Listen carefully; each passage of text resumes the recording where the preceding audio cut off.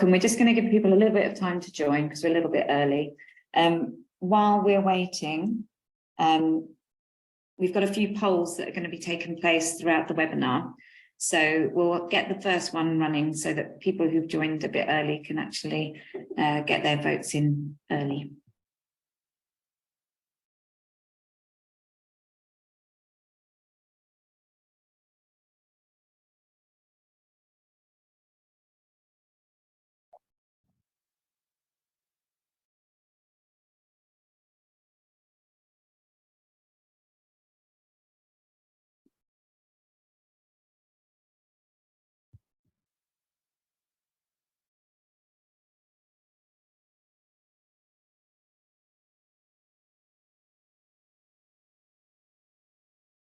See, we've got a few more people joining, so I'll just keep repeating. We're just waiting a little bit because we're a little bit early to get started. But in the meantime, we are running the first of the many polls that we'll be running throughout this session to make this a bit more interactive. So you should have the poll on your screen.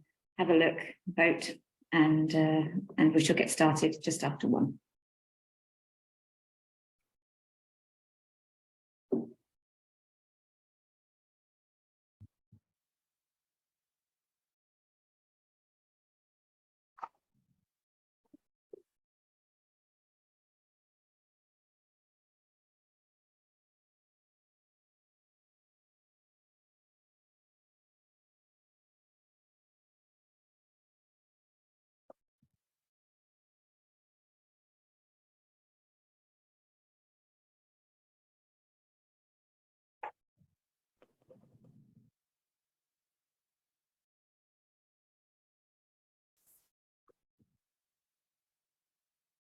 Okay, that makes it 1 o'clock. For anyone who's just joined, we welcome to our webinar, our TIDE webinar on EDI data and target setting. We've got a few polls that we're going to be running throughout the session. The first one of which is on your screen at the moment. We'll keep that open for a while as people join. But in the meantime, what I will do is dive into a few kind of housekeeping issues, so that because we've got a lot to get through today, so it'd be great to keep moving.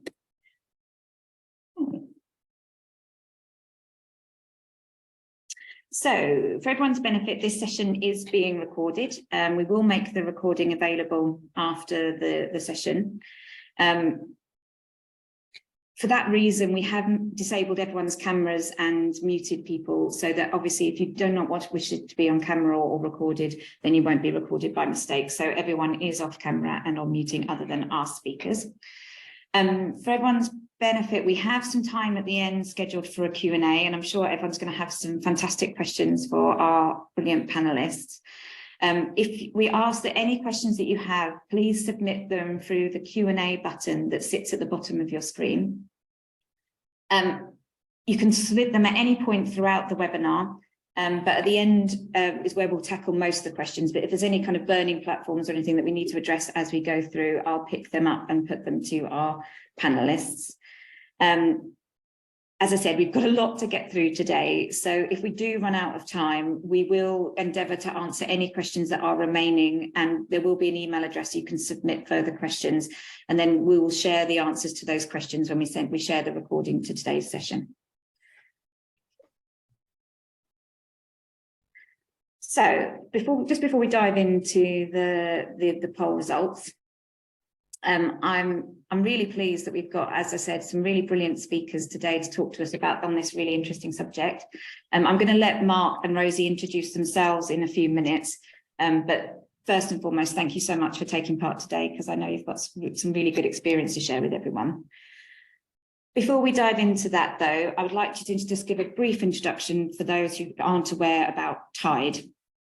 So this is the second in a series of webinars that has been run by TIDE. And the aims of these webinars are to give practical guidance, hints and tips, and examples of working examples from across the industry on a very wide range of EDI topics. So those not familiar with TIDE, it stands for Tackling Inclusion and Diversity in Energy. It was set up and is sponsored by Energy UK, the ENA, Ofgem, and the Energy Institute. The aim of this group is to really create a cross-cutting industry group that's looking at EDI issues, but at the same time are very conscious of the fact there's fantastic work already happening in loads of different sectors, looking at loads of different issues that relate to EDI. So one of the key tenets of this group is that we don't duplicate effort and actually bring together existing channels, existing groups, and kind of create that overall view, whether it's regardless of particular sector within the energy sector or equally specific kind of EDI issues. The objectives of TIDE are to drive incremental, visible change across the sector, to act as a centralised industry body and ensure that we have a critical analysis that ensures that this group does kind of have definite action. The priority areas that TIDE are looking at are insight gathering, sharing practical tools and best practice, and these webinars are an example of that, and also engaging with energy leaders to drive change. So now introducing myself before I hand over to our speakers. My name is Amelia Heatley. I am Director of Diversity and Engagement at Electrolink, which is an energy data company at the heart of the energy industry that has connectivity, insight and customer journeys solutions for a wide range of industry problems. To describe myself, I'm a white middle-aged woman. I have dark hair and dark eyes, and today I'm wearing a dark blue dress, which you can kind of see for those who can see on the screen. My interest in EDI has got a long history, all the way back to primary school, where I fought to be allowed to try out for the boys' football team, despite the fact that I've got no discernible skills in football or at all, and probably shouldn't have been allowed to try out. But so I've always been interested in this subject. I think as I've got older, I've definitely found myself reflecting on some of the barriers that I've experienced through my career, but also reflecting on a lot of the advantages that I've benefited from that I don't necessarily know about, and took for granted. So that's why I'm really passionate about this role that I do, and passionate about being involved in TIDE and the EDI world. So, no further ado, I will hand over to the first of our fantastic speakers, Rosie. Hi. Good afternoon, everybody. Thank you, Amelia. I think I'd introduce myself as a little bit older middle-aged than you, but still classing myself as middle-aged. And you find me today, I'm actually in the Perth office with a nice blue SSE background behind, dark hair, green eyes, and a nice pair of spectacles on.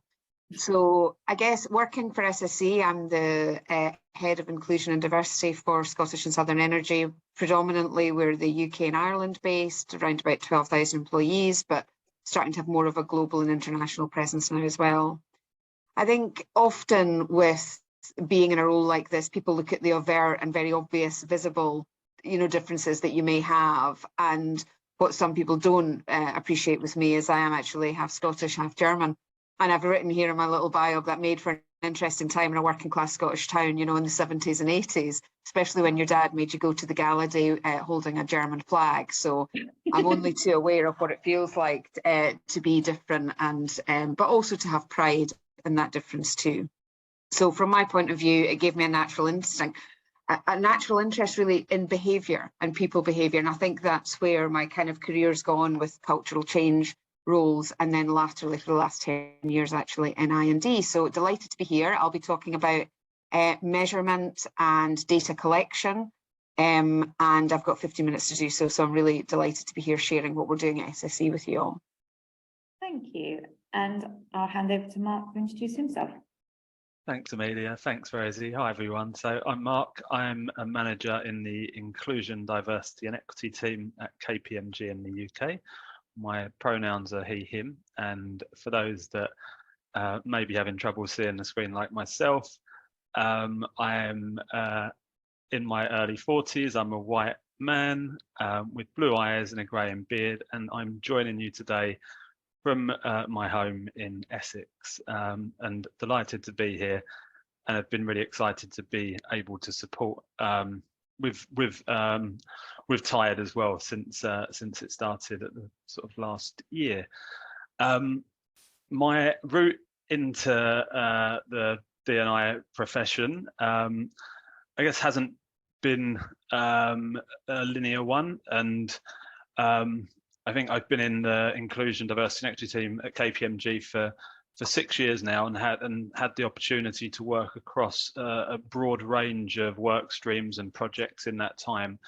But I think when I reflect and think how my sort of career path has led to the sort of D&I field, I do look back to when I lost over 95% of my sight when I was 19, and that being a real spark, really to light in a bit of a passion in me for all things inclusion and accessibility. However, it wasn't really until I joined KPMG in 2014 that I kind of stepped towards really a pathway into the sort of field of D&I. So you could say that I lost my sight over 20 years ago, but found my vision in the inclusion, diversity and equity team at KPMG in the UK. Thank you, Mark. That's a really good introduction. So, Rosie, I'll let you kick us off with data collection and measurement. Yeah, great. So I'm just going to take a wee time check here because we've got 15 minutes, so 9 minutes past. I will stick to time, Amelia. Thank you. I guess starting off, it's good to get a gauge of where everybody is at. So I've got a couple of poll questions in there. First one, from your experience in your organisation, how much do you agree with this statement? I believe our data is helping target our I&D activity. So I believe our data is helping target our I&D activity, and the choices are 1, you strongly disagree, 2, you disagree, 3, neither disagree, neither agree or disagree, 4, agree, and 5, strongly agree. So it'd be good to get a sense of where everybody is on that front, if you feel your data is helping to drive activity. Yeah, let's have a look at what the results we're getting there.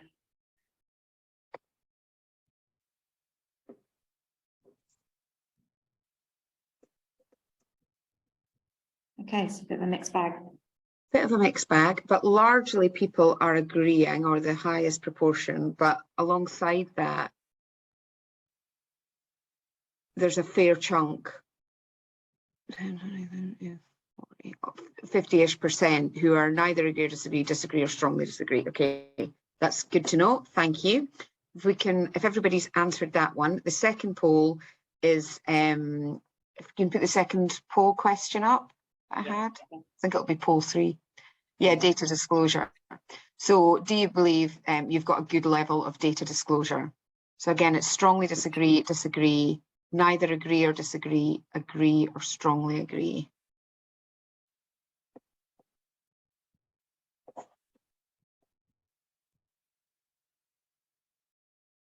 Give a few more seconds. And then let's have a look.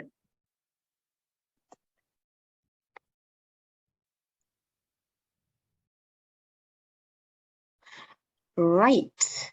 So similarly to ourselves, the majority of people don't have a good level of data. So I'm certainly here today to share what we're doing in SSE and really share the top tips as to what's working for us and how we're the plans that we've got ahead in order to get better data. But starting with measurement and actually what we are measuring, if we can go on to the next slide, please, Amelia. Yeah, perfect. We started a number of years ago looking at, well, what to measure. And one of the tools that we found quite useful was the Royal Academy of Engineering's document and the research that they'd done. They'd worked with a lot of organisations, which on the slide here are on the right-hand side. So BAE Systems, WES, Engineering Council, ENEI, etc., to devise, well, what are the things that are worthwhile measuring and that would actually drive change. So they came up with 16 measures. And they fell under these 4 headers. So one was around what do you understand and what can you measure around leadership? The second was what are you measuring around attraction and recruitment? Then retention is the third one, and then progression. So who's coming in, who's going out, how many people are staying and how long are they staying for? Now, under each of those 4 headers, there were a number of suggested things that you could measure. And at that time, our data was even worse than it is now, you know, with regards to disclosure. And so there were lots of things within that framework that we couldn't answer. However, it gave us a strong sense of where we should be heading towards. And we started off with, well, what are the things we can answer now, with a view that we could grow it in time. So I guess from that, I would say these frameworks are incredibly helpful. For us, it landed quite well using something that was created in partnership with so many organisations and coming from the Royal Academy of Engineering. It kind of gave it some kudos. So rather than annoying people that you're going to ask for data, it was like, well, look, we're taking expertise here as to what we should be gathering and why. I think a key thing at that point as well is making a decision as to whether, where are you going to hold that data? And are you happy to have it anonymously, or are you more interested in having it against somebody's name? And then all the confidentiality that comes with that. And we opted for the second, because rather than asking it every time somebody goes for a job, every time somebody leaves, we have it on file, and we can look at that data and cut it in many different ways. That doesn't come without its challenges, because the trust issue there around, okay, so it's on a system, it's against my name, but you're saying it will never be identifiable to me. But we've worked around that, and I'm going to show you in a little minute just how we've done that and some of the comms that we've used. So if we can go on to the next slide, please. I guess we have worked in partnership, as I'm sure many of you have, with external experts in I&D, and you know, we early on realised the 10 bias hotspots when it comes to data and how it can help you. So looking at the 10 listed things there, from attraction to internal talent pool, performance management, keeping an eye on your grievance and disciplinary numbers, all of the 10 things that are listed, and the slides will follow and be available to everybody afterwards, we are keeping a spotlight on. And I guess the good thing about that is some of it we've been able to influence just by putting a spotlight on it. So by providing data and measuring and feeding back in scorecards, we've been able to get clearer on what our ambitions are. So an example of that would be the targets we've set for the gender splits at senior level and talent cohorts.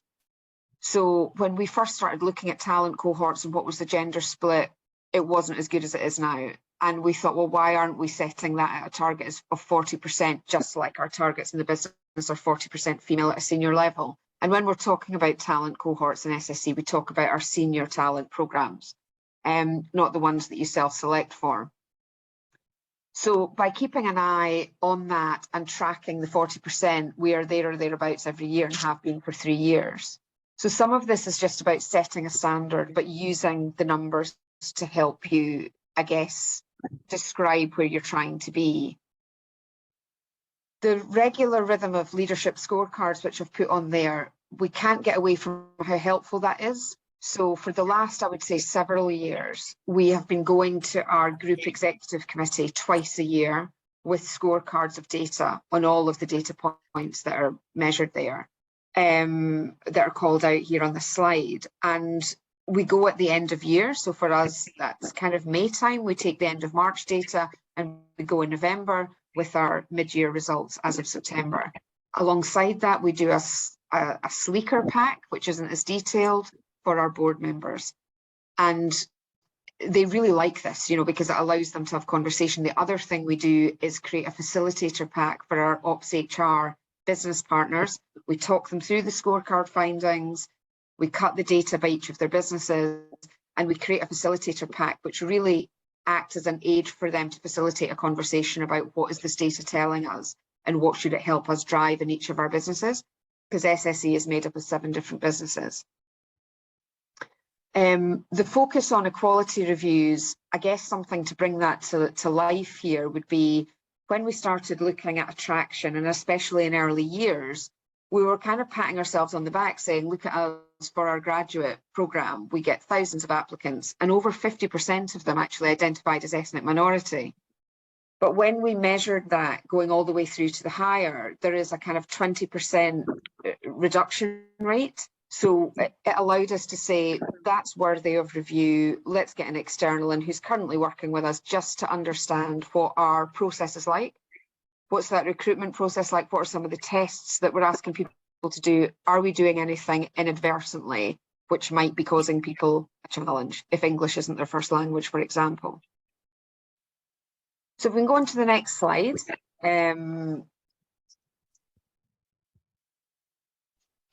Super. I think this is the slide I'm most proud of, because whilst you can understand where your end goal is and keep a spotlight on and create scorecards for it, actually, if you start measuring the behavior that will drive an output, good things happen. So we did some research about what are the things that would drive more females applying for and being successful to senior roles. And we set 4 very simple KPIs. And this is for our most senior population in recruitment. So we call that our org level 18 and above. And it's a population probably of about 800 people out of the 12,000. So we said, okay, we want to make sure that anybody hiring at that level, all of the job descriptions say, happy to talk flexible working on them. All of the shortlists that come forward are 25% female. And if we can't achieve that, it has to be endorsed by an MD and signed off as to why that's not been able to be achieved. We recognise that there's always going to be internal managed moves. So we set a target of 95% of roles at that level have to be openly advertised. Now that seems too simple and too obvious.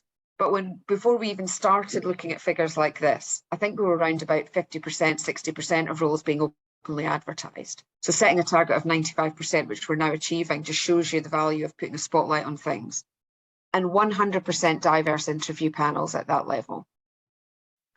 So on doing that for the first year, which was between 2020-21, we started measuring it to the end, and to 21-22, we doubled the amount of females hired at a senior level. So I think the exact figures there were 14% in 2021 and then 33% a year later.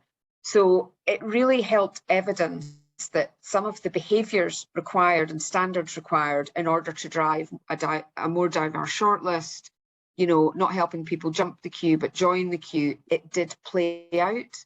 So we're quite excited by those numbers. We've kept it and maintained it round about that high level of 30 to 35% of people at that level are female being hired. And the group exec committee are so happy with the figures, they want to get an update every 2 months to make sure they're still keeping an eye on those stats. So hopefully that helps. If we go on to the next slide, this is more about disclosure levels now. And yeah, this hasn't been pain-free. So, Rosie, just quickly, we have had a question to ask what we mean by disclosure levels. So if we could cover that at the same time, that'd be great. Great. So disclosure levels are where people are volunteering their diversity data. So they're actively going into our people system and agreeing to share sexual orientation, ethnicity, disability status, etc. That's what we mean by disclosure levels. So in 2016, before we'd done any real promotion as to what are the benefits of sharing this data, 10% of employees had volunteered that on our people system, Harmony. And I will be open with you, the Harmony system is not the easiest system to get into.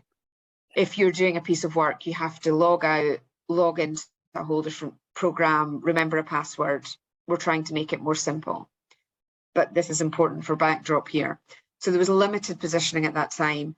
2019, we started to get serious, saying if we've not got decent data, how are we able to talk about the progress we're making? So our HR director did a blog, we created some frequently asked questions, and we did some promotion on the intranet, and that was 17% we achieved. 2020, we hadn't learned our lesson yet, and we were still doing it from a group perspective centrally. And again, nudging up to 22%. Where we got most traction to get us currently to 39% disclosure level were a few key things. We realised that people act on instruction from their managers.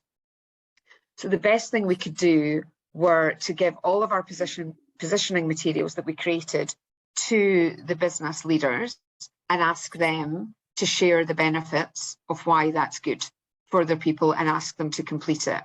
And that had a twofold win, because we're also trying in the backdrop to always increase the fluency of our leadership team when it comes to I&D and talking about the benefits of diversity. So that gave them an opportunity to do that. The other thing we did was we recognized the fact that people were getting annoyed with going into the system. So we created an MS form, a Microsoft form, that made it very easy to access. Electronically at the back end with that data, we use a program to upload it all onto the people system. So you're going away from having to come out of a piece of work you're doing, log on to a different system, to just in a comm saying, click this form here, and straight away you can do it. So that was a really big win. Took us 6 months to get through the GDPR compliance process for that, but it's worth sticking with it. And what we're saying now in SSE is, having gone this whole time asking people to volunteer and self-select, whilst we recognise it's still voluntary, we're actually building it into our annual I&D mandatory training that we do as part of our ethics and compliance suite. So within that, we're very carefully wording, this is still, you know, you can choose to say prefer not to say for every question we ask, but we are asking you. And we're very hopeful. So that e-learning's just been renewed. It will be going live on the 15th of May. And we're very hopeful that in a year's time, we'll have caught many more people in the process, so our disclosure rates will be higher. And I guess the implication of not having high disclosure levels is we've been calculating our ethnic ethnicity pay gap for 2 years in the background now, but it's been based on these small levels of people who have disclosed their data. So we cannot and we will not share that publicly because we think it's kind of skewing the figures.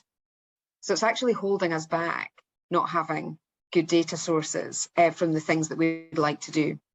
So if we go on to the next slide, I guess I'll just do a quick fire through of these ones because, as I say, you'll get access to all these slides and screenshot away if you want, because you'll appreciate the pain that goes into just getting your wording right, that it lands with everybody and a broad audience. So we spent months and a long time getting all these words right, so feel free to steal with pride. But we talked about the fact that we were needing the diversity information in order to achieve our net zero ambitions. And then we were very clear on the 3 reasons why we ask for this data. So there was one which was about everybody feeling a sense of belonging because of how that plays through to engagement. You'll know all these things, but it helped to just narrate it and summarize it down in our documentation. The second point, to benefit from the creativity and innovation that more diversity brings. And thirdly, the fact that we are a major employer and we also have to play our part in society as a responsible employer. So if we can go forward onto the other slides, I'm just showing you here more things as to the way we've presented things and how we've positioned it. We have an intranet site in SSE, and within that, we've got a SharePoint site for I&D. So all of our information's there. There's lots of employee stories, as you'd expect, but we have this section here underneath our leadership blueprint language of doing the right thing, which is a easy link through on how to complete the form, but also on speaking to our belonging in SSE communities, which you may call ERGs or employee resource groups in your own companies. They were telling us, you know, you need to be really clear on what you're going to do with that data and what you're not going to do with that data, and maybe get some of us to talk about why we've shared our data, because we know that these stories help people.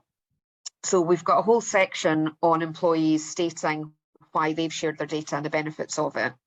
We've got a FAQ document with everything under the sun listed in what we hope to be very simple language. And we've got a read-only version of the diversity monitoring form, so that if anybody wants to see it before they actually link in and then scrolling through, they can.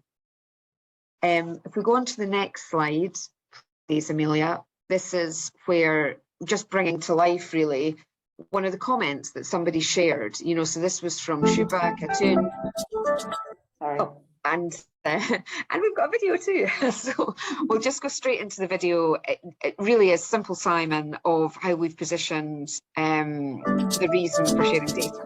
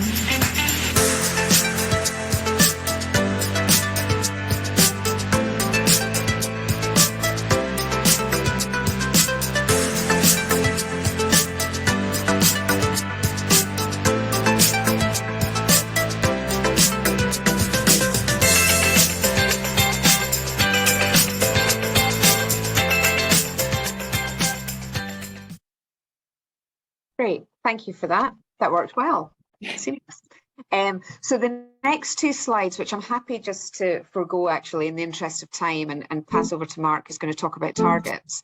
But the next two slides really just bring to life again some examples of when we've underneath each question, why do we ask that question? We've pulled on sort of stats around the UK about where the disparities are into employment for disabled people, for example. And then this last slide that you can see here is just the cover page of our FAQ document, and then how we've been clear with what we do with the data and what we don't do with the data, and making it clear again that every question has a prefer not to say option.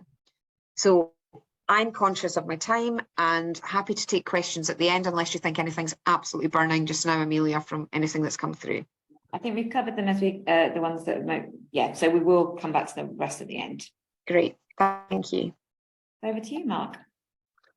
Thanks, Amelia, and thanks, Rosie. Absolutely fascinating. And I will proceed my presentation by just saying that the collection of the data is so key. So whilst I'm going to probably focus more on the targets and the target setting itself, having that data is absolutely the enabler to being able to do anything around targets.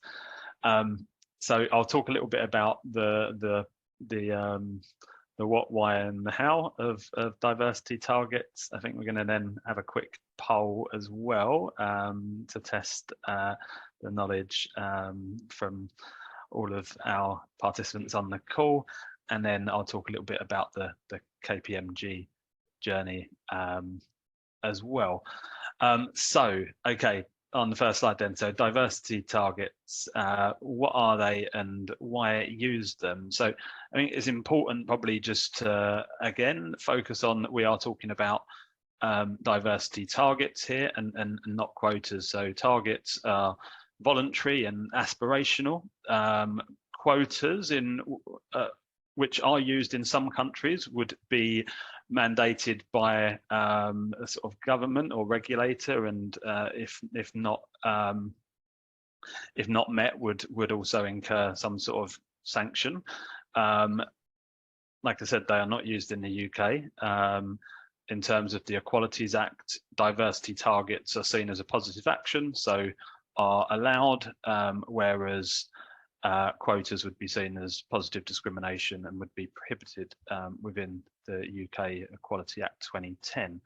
I think the important thing also to remember there about targets is that to use them, you do need that data. You do need to, I guess, understand that there is a legitimate use for them. So understanding or identifying that there is an inequality in terms of, or for example, in the representation of women in senior roles at your organization. So if there was an inequality there or an inequity there, then using or setting a target to increase that would be a legitimate action to take. I think the other key thing is obviously to remember that, again, they can't be used to make individual recruitment decisions. So I think as Rosie highlighted, I think the output is the target itself, but they're very much used to kind of then drive the inputs, those actions. So I think on the right hand side of the slide, just cover off a couple of reasons that, like, why use them really. So I think transparency is absolutely key. I think having transparent targets really helps drive accountability and actions so that you can track your progress.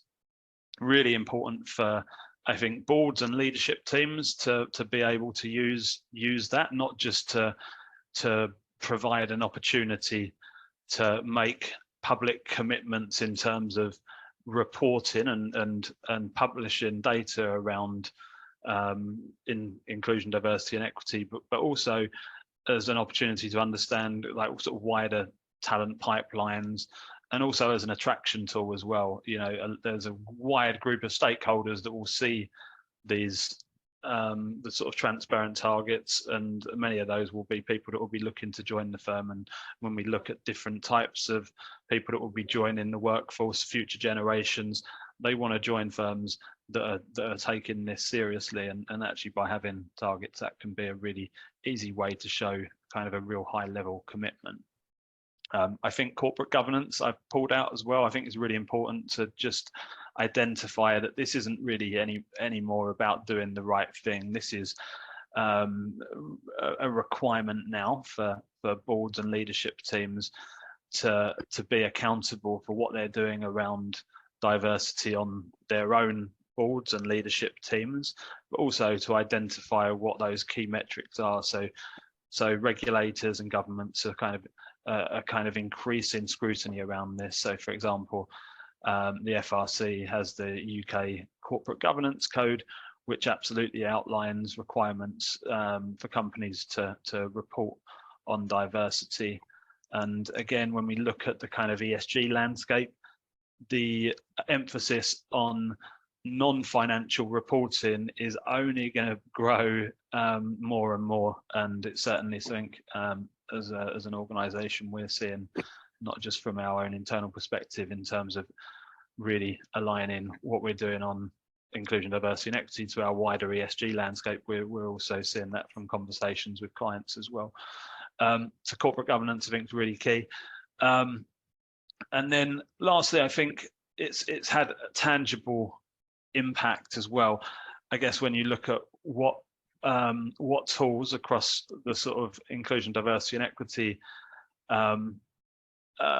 field have had tangible impact, you can look at targets, and I've just highlighted a couple of high level examples in terms of the FTSE Women Leaders Report and the Parker Review, again, of being able to show tangible increases across the FTSE 350 in improving representation on boards for women and ethnic minorities. And again, if you look at the FTSE Women Leaders Review, which was formerly the Hampton Alexander Review, and prior to that the Davies Review, when that started out, there was 12.5% of board roles in the FTSE 100 that were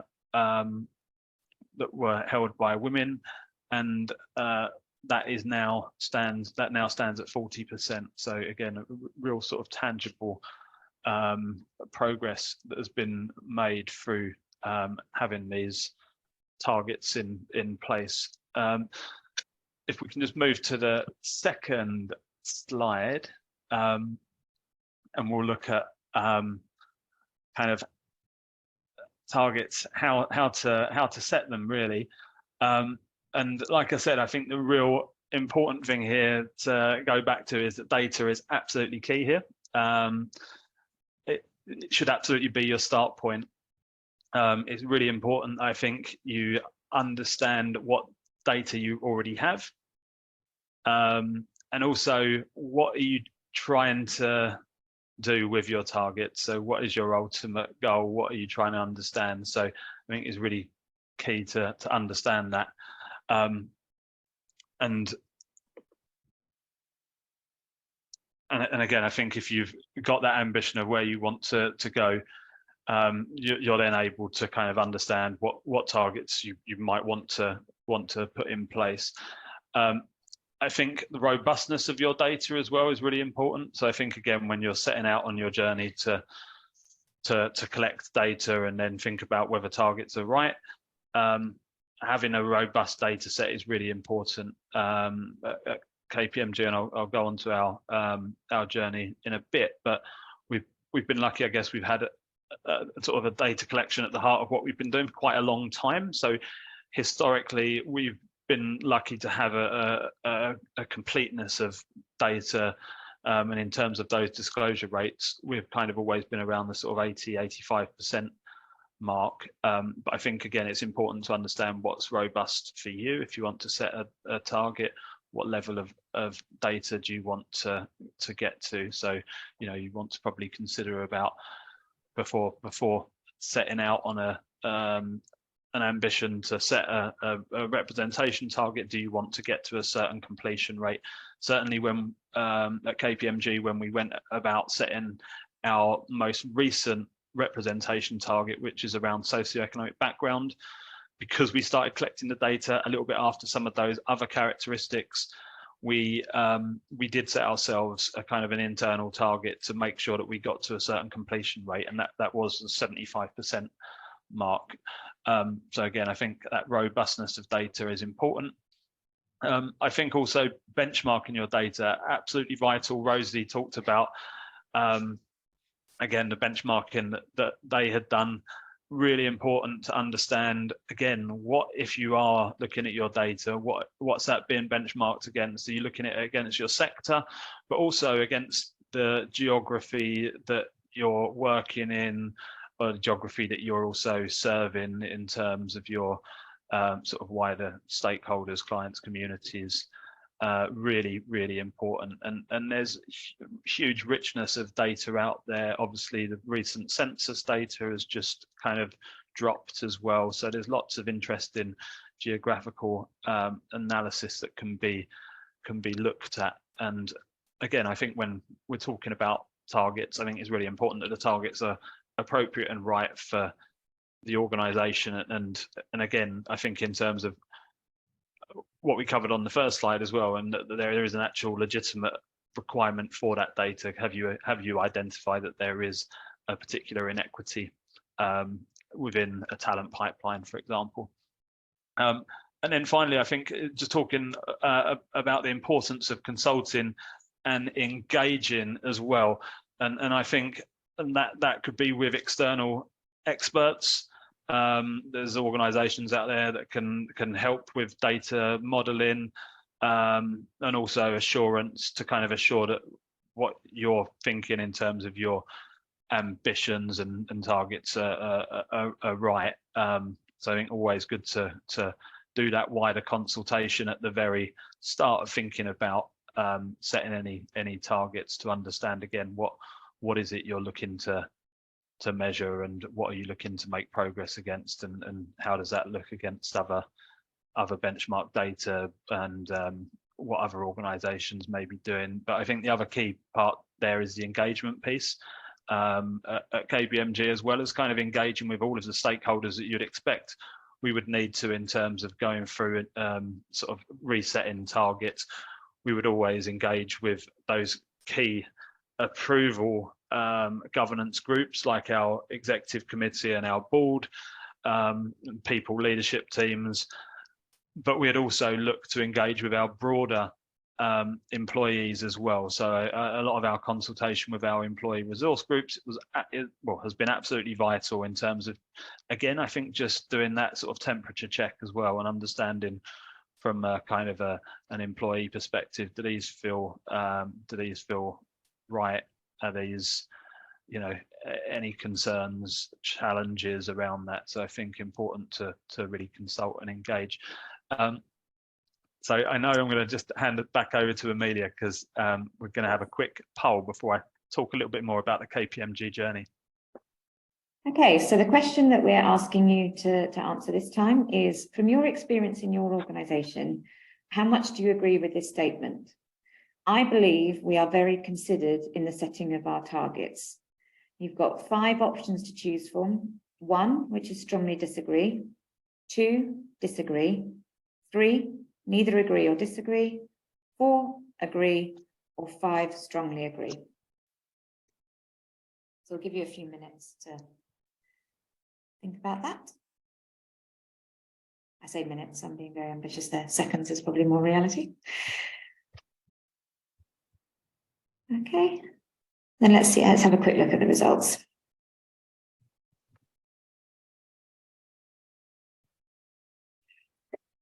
Again, we've got a bit of a mixed bag in the results there. So they range from kind of 9% on the strongly agree, neither disagree or agree, getting 39%, agree 30%. So we're kind of in that kind of middle area primarily, I think. And then in the disagree, we've got 18%, with only 1 respondent resulting in 3% putting in the strongly agree category. So that's very helpful. Thank you very much. Mark, I shall hand back to you. That's great. Thanks, Amelia. Really interesting to see different levels of understanding and knowledge around this as well. So I'm going to talk a little bit more about the KPMG sort of evolution. of targets, and I guess I've outlined on this slide, really we've had kind of three, I guess, iterations of target setting, and I guess from our experience, you know, we were in 2014 the first private sector company in the UK to publish a kind of what we'd call a holistic suite of targets that went beyond just gender. And at that point, we'd published targets around gender, ethnicity, sexual orientation, and disability. And then in 2018, we kind of refreshed those targets under a new campaign that we launched at that time called Fairer Futures. We also incorporated a new target around Black heritage as well at that moment. And then most recently, and probably the set of targets that I have had the most a kind of input into and spent a lot of time working on was our latest targets, which we published in February 2022. And we called them our KPMG, A Fairer Future for All.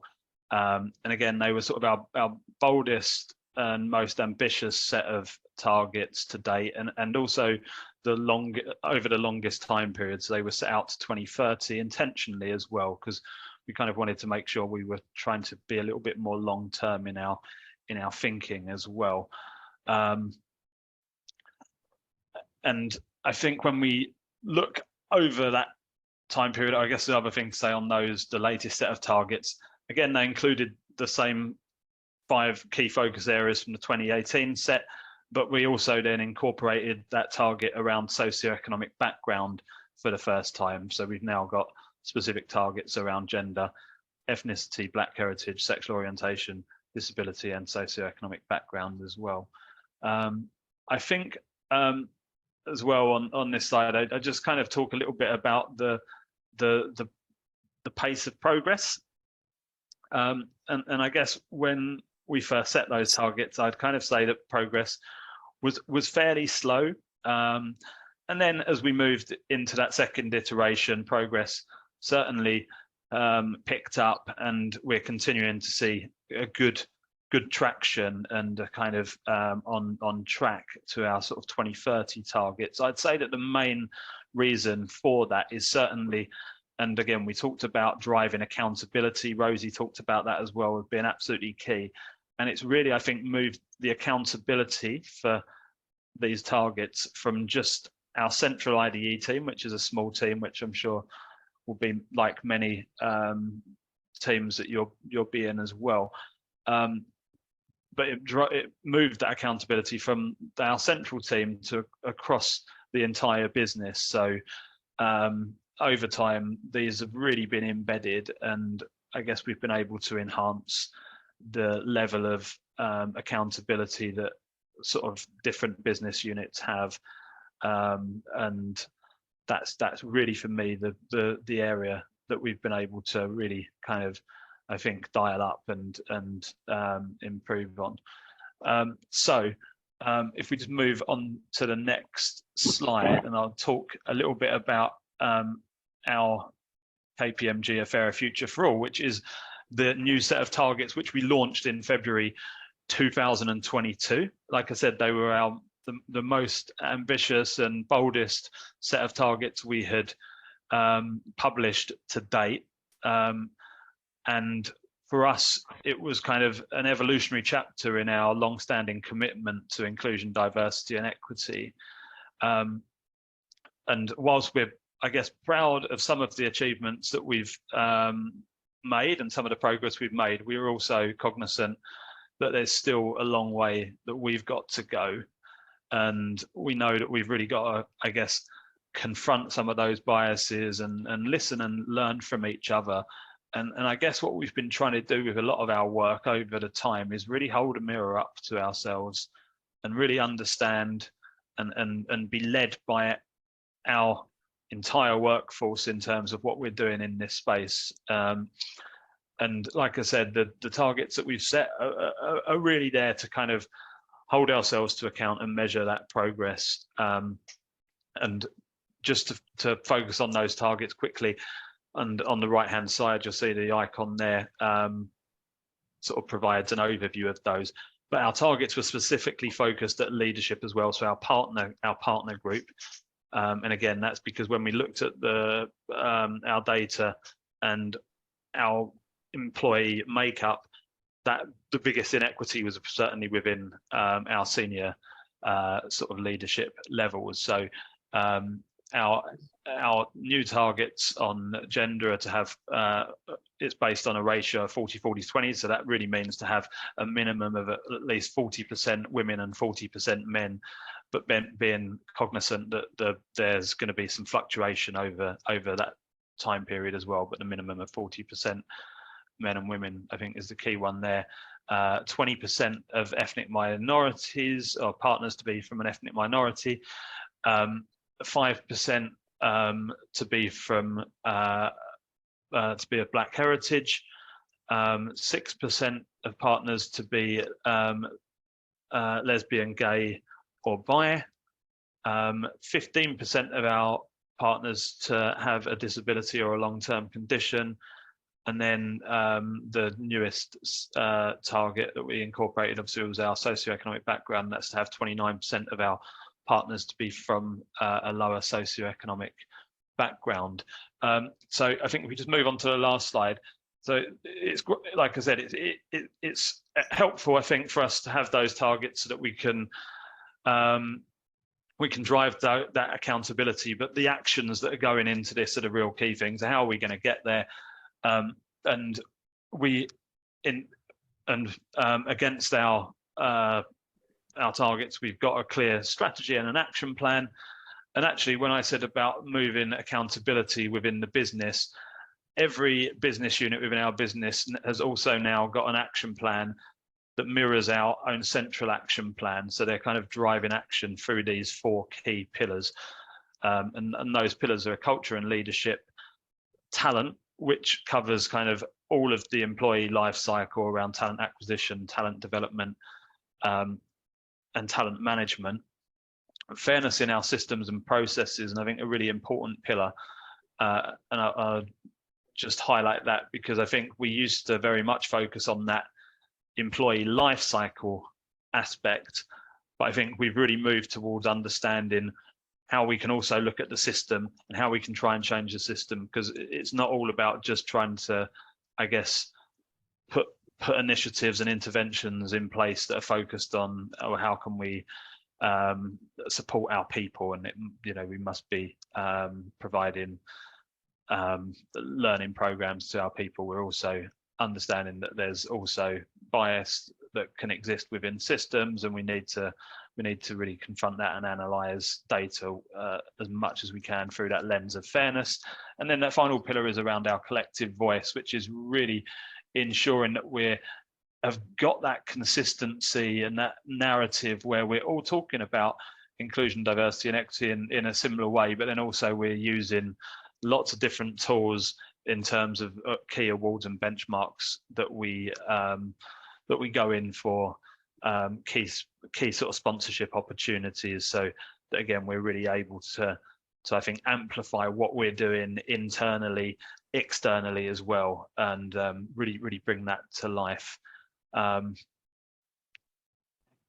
yeah, that just provides a bit of an overview of the pillars, and again through each of those, again highlighted on the slide, there's kind of some interventions and initiatives that are kind of part of all of those that sit under each of those pillars. And the culture and leadership ones, I guess, are very much focused on that sort of accountability piece, making sure we've got interim targets as well for our business units to make sure that they're driving progress that will ultimately support us on our journey towards reaching our wider our sort of overarching targets. But yeah, I think that just provides a bit of a summary of our journey to date at KPMG. So I will pause there and happy to then take questions with Rosie. Okay, thank you very much.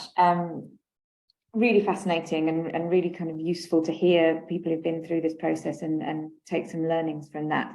I'm very conscious of time and we will want to finish off, and we've had a fantastic selection of questions.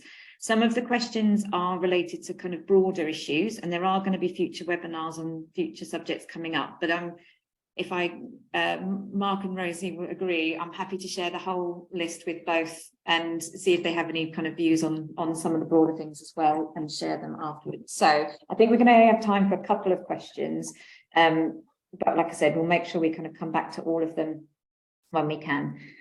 So the first question that we have is around data collection, and what is the single biggest challenge with getting buy-in for data collection that you've faced? Rosie, do you want to kick us off? And then Mark, I'm sure you've got some views as well. I'll go first. I think there are two things, and the second one really surprised us. The first one is system access and making it easy in the flow of work to update your data so it's not a complete hassle. The second one we thought was a trust issue, and we really dug into the business through Ops HR, our unions. You know, are you hearing on the ground that people are just not willing to share this data? And they said nothing at all. The only thing we've heard is that we've got a large population of white males, and they seem to think this whole agenda is for somebody else. And that came as a real surprise to us, that predominantly white male in our organization are thinking this is about somebody else. You know, if you want diversity data, there's nothing different about me, kind of thing. So that's completely turned our approach on the head with regards how we engage with that population, and it's part of a 2-year program. So that's what I would say is the challenges we faced. Anything to add to that? So our biggest challenge, and it's probably one of our key priorities every year, and because again our data collection system, which is a kind of a central HR monitoring system which people go in and update their diversity data on, similar to what Rosie was describing earlier. Again, it's voluntary basis. So in every year, I'd say we have as a priority to make sure that we run a campaign.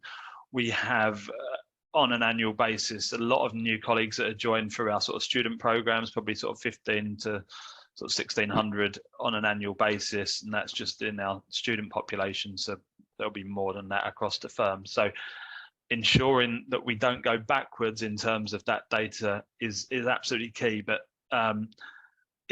trying to explain and making sure that we're clear in terms of what we're doing with that data and why it's important is a challenge, and one that I think we've done some really good campaigns around to I think get employees to understand why we want that data. But it's still, I think each year we kind of think that we've cracked it, but because at the moment we need people to go in there and update that, it's a continuous challenge for us. So I think that system piece actually that Rosie mentioned is really interesting, because again it's probably an aspect that we don't always think, but there are a lot of people that literally want to just be able to do it in one click, whereas it probably at the moment does take 3 or 4 minutes and 2 or 3 clicks, rather than it being 1 click and 1 minute.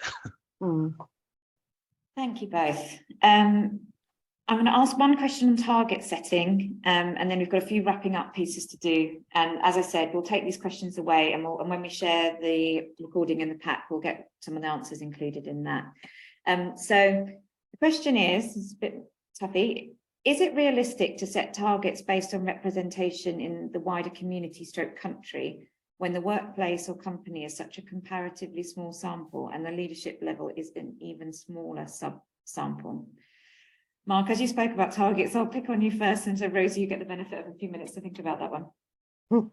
Again, I think it's important to understand what it is that if you are trying to set a target, what do you want it to be reflective of?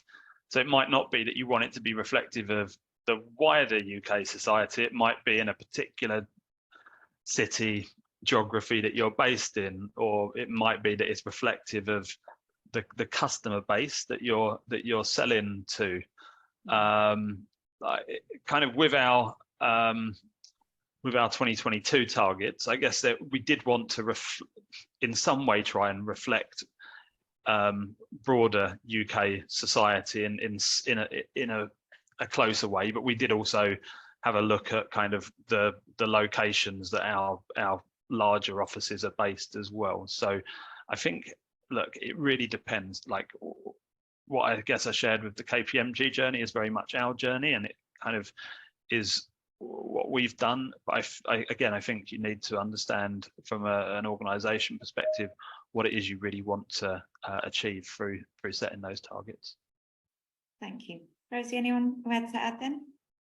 Yeah, I think it's just cut yourself some slack with regards where you're measuring against, because we've got an overall company target for a company that's based in Ireland, you know, and the UK, and we're not reaching that target. But then when you do it by jurisdiction, we are overachieving the national average in Wales, Ireland, Scotland. It's England that's letting us down. So I think it's about how you present that data as well. And for England, then we need to get more regional and say, well, where are we operating within England, and are we actually trying for something that's not going to be achievable for us? So yeah, beauty's in the detail. Thank you, appreciate that. So before we lose, sorry, that's a fire alarm test.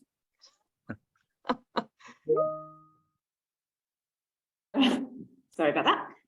Yeah, before I lose everybody altogether, we do have one last poll share with you. Whilst we're running that poll, and there's a couple of other things I just wanted to bring people's attention to. Firstly, as part of TIDE, the Insight Strategy Group has been looking at the issues of gathering insight in a broader sense than just looking at kind of data in terms of EDI data collection. This is something that we're trying to achieve in a way, because there's already lots of different initiatives out there around that are collecting the data itself, but we are looking to get a snapshot of industry and how the industry believes it's performing on an EDI level. We'll be launching that at our conference in June, at the end of June, the 29th of June. So just wanted to give an early sight of that, and also coincidentally to flag the conference that's being run by Ofgem UK and others and the TIDE, which is 29th of June. There are links in the TIDE LinkedIn page to register for it. So yeah, hope to get as many of you as possible to that. Okay, let's just have a quick look at the poll results. So we have seen a shift. We have got moved a few people out of the not confident at all kind of space. So that's good to know. And yeah, thanks for sharing all of your information and taking part today. And thank you very much to Rosie and Mark as our speakers.